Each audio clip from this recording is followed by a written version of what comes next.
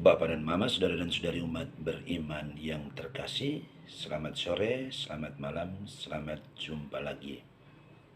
Mari kita mengawali permenungan kita pada sore malam hari ini untuk hari Rabu tanggal 23 Februari 2022, pekan ke-7 masa biasa, tahun C, peringatan wajib Santo Polikarpus. Marilah kita berdoa. Dalam nama Bapa dan Putra dan Roh Kudus. Amin. Ialah Bapa kami yang kekal dan kuasa, bersama gereja sejagat hari ini kami memperingati Santo Polikarpus, martirmu yang mengorbankan hidupnya, yang berani mempertahankan imannya akan Dikau dan akan Yesus Putramu. Ia telah mati sebagai martir, dan sekarang kami merenungkan cara hidupnya. Mampukanlah kami dengan rahmat Roh Kudus-Mu, agar kami pun setia selalu pada iman kami akan Yesus Putramu dan akan Engkau sendiri. Dan mampukan kami juga dengan rahmat Roh Kudus-Mu, agar di dalam keseharian kami setiap hari, kami mampu untuk mewujud nyatakan firman-Mu di dalam kehidupan kami setiap hari. Dengan pengantaran Kristus Tuhan kami. Amin. Mari sekarang kita mendengarkan Injil Tuhan yang diambil dari Injil Markus bab 9 ayat 38 sampai dengan 40. Semoga Tuhan beserta kita sekarang dan selama-lamanya. Inilah Injil Yesus Kristus menurut Santo Markus.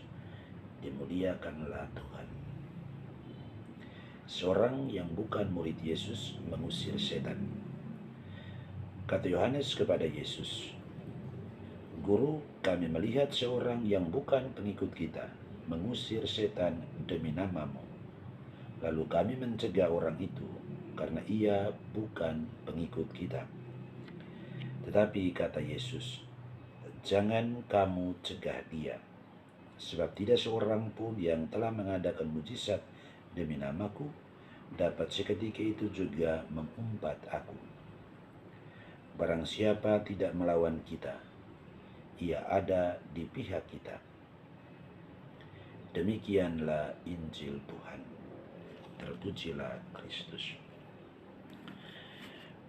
Bapak dan Mama, saudara dan saudari umat beriman yang terkasih dalam Tuhan, pada kesempatan permenungan hari ini, saya tidak akan berbicara mengenai bacaan Injil hari ini, melainkan saya akan menceritakan sedikit tentang Santo Polikarpus yang kita peringati pestanya pada hari ini berdasarkan 1-2 bacaan yang saya baca. Sekali lagi hari ini bersama gereja sejagat kita memperingati Santo Polikarpus, seorang uskup dan martir. Santo Polikarpus adalah murid dari Rasul Yohanes. Ia adalah uskup Smyrna, sekarang masuk dalam wilayah Turki. Diceritakan bahwa ia adalah seorang uskup yang baik, suci, dan pemberani.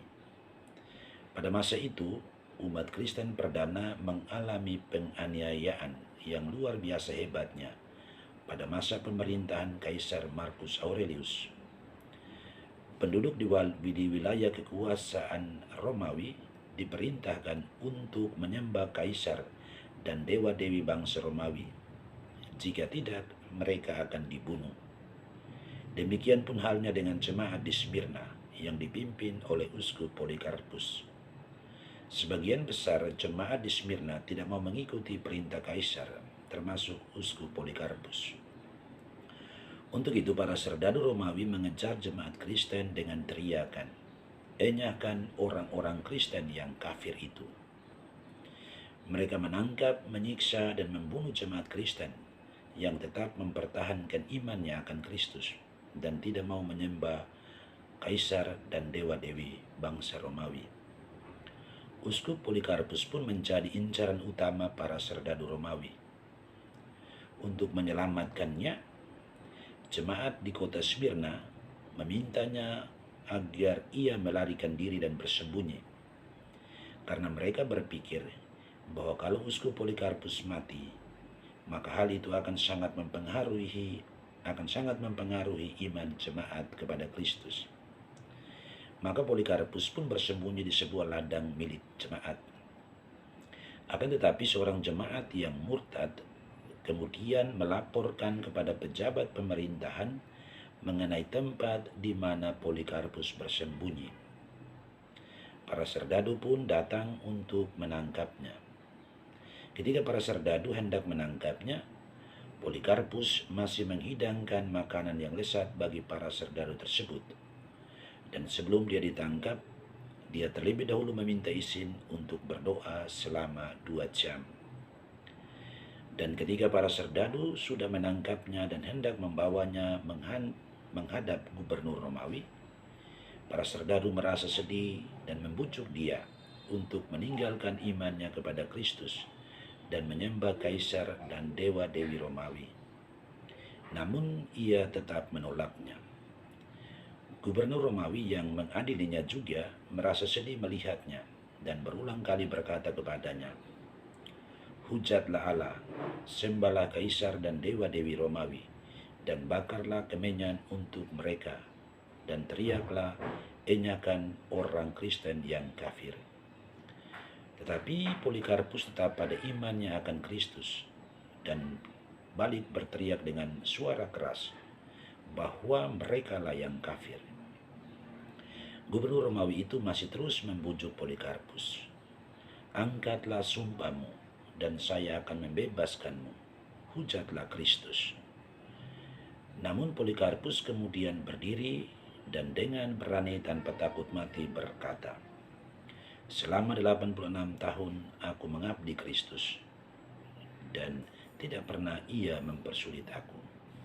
Apakah kalian kira aku akan mengkhianati dia?" Sang gubernur tetap membujuknya, tetapi dengan tegas Polikarpus berkata kepadanya, "Jika kamu pura-pura tidak mengenal aku, maka dengarkanlah baik-baik. Saya ini orang Kristen. Jika kamu ingin mengetahui ajaran Kristen, maka luangkan waktu 1 hari khusus untuk mendengarkan saya." Sang gubernur tetap membujuknya, namun dengan sebuah ancaman akan melemparkan dia kepada binatang-binatang buas. Tetapi Polikarpus menjawab, "Panggillah binatang-binatang itu. Jika hal itu akan mengubah keadaan buruk menjadi baik, tetapi bukan keadaan yang lebih baik menjadi lebih buruk." Sang gubernur mengancam lagi untuk membakarnya, tetapi Polikarpus berkata lagi kepada gubernur itu, "Apimu akan membakar saya hanya 1 jam lamanya, lalu akan padam. Tetapi api penghakiman yang akan datang adalah abadi." Dan akhirnya gubernur memerintahkan supaya Polikarpus dibakar hidup-hidup. Ia kemudian diikat pada sebuah tiang dan dibakar. Api kemudian berkobar, namun menurut saksi-saksi yang menyaksikannya, tubuhnya tidak termakan api. Tidak seperti daging yang terbakar, tetapi seperti roti di atas tempat pemanggaman, atau seperti emas dan perak yang dimurnikan di perapian. Kami mencium aroma yang harum, seperti wangi kemenyan atau rempah-rempah yang mahal. Dan seperti yang dikatakan oleh Polikarpus sendiri, api hanya membakar tubuhnya 1 jam, lalu padam, dan tubuhnya tetap berdiri segar di atas tiang dan tempat pembakaran. Lalu seorang serdadu menikamnya dengan tombak persis di lambungnya, sehingga Polikarpus pun mati. Namun ia mati sebagai martir Kristus. Ketika jemaat mendengar berita tentang kematiannya, jemaat menyesal atas tindakan sang gubernur. Namun kematiannya tidak melemahkan semangat jemaat untuk tetap mengimani Kristus. Mereka tidak meninggalkan iman mereka kepada Kristus, melainkan tetap saling meneguhkan dan bertahan dalam kesetiaan iman kepada Kristus, meski mereka harus mengalami penindasan dan penganiayaan dan bahkan kematian.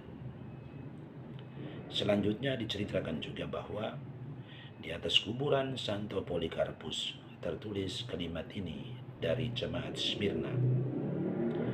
Dirimu kami cintai melebihi berlian, kami sayangi melebihi emas, permata, dan kami baringkan tubuhmu di tempat yang suci yang layak bagimu. Di kuburanmu ini kami ingin berkumpul dengan gembira untuk merayakan ulang tahun wafatmu sebagai martir Kristus yang jaya. Bapak dan Mama, saudara dan saudari umat beriman yang terkasih, dalam sejarah gereja ada ratusan bahkan ribuan martir yang namanya tercatat. Namun ada jutaan jemaat yang mati sebagai martir tetapi tidak tercatat. Mereka mati karena mempertahankan iman mereka akan Yesus. Darah para martir merupakan air dan pupuk yang membantu menumbuhkan dan menyuburkan pertumbuhan dan perkembangan gereja. Untuk itu, marilah kita berdoa memohon bantuan para martir dan doa para orang kudus dalam gereja, agar mereka mendoakan kita, agar kita pun setia pada iman kita akan Kristus, meski kita harus menghadapi cobaan, tantangan, kesulitan, dan penderitaan karena iman kita kepada Kristus tersebut. Marilah kita berdoa bagi para misionaris yang bekerja di daerah-daerah misi yang sulit, seperti di Vietnam, Cina, Kuba, dan Afrika, serta wilayah-wilayah lainnya. Semoga mereka tetap kuat, tetap setia mempertahankan iman mereka kepada Yesus, dan berani bersaksi tentang Kristus. Kita juga berdoa bagi umat Kristen di mana saja di berbagai belahan dunia ini yang mengalami kesulitan dan hambatan serta ancaman karena iman mereka kepada Kristus. Semoga mereka juga tetap setia pada iman mereka. Kita juga mempersembahkan negara-negara yang selalu mempersulit tumbuh kembangnya gereja. Semoga ada kebebasan beragama di wilayah-wilayah tersebut.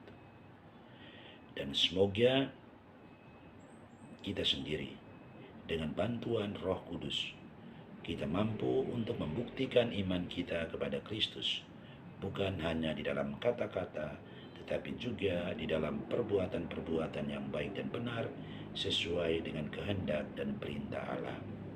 Tuhan memberkati kita semua. Amin. Semoga Tuhan beserta kita, sekarang dan selama-lamanya. Semoga kita sekalian hidup dan karya pekerjaan kita setiap hari. Mereka semua yang kita doakan dan yang mengharapkan bantuan doa kita. Mereka semua yang kita kasih dan mengasihi kita di mana saja berada. Semoga kegembiraan, harapan, kecemasan, kekhawatiran, dan kesehatan kita masing-masing selalu dilindungi, dibimbing, dan diberkati oleh berkat Allah yang Maha Kuasa, Bapa dan Putra dan Roh Kudus. Amin. Selamat malam, Tuhan memberkati kita semua dengan berkat-berkat-Nya.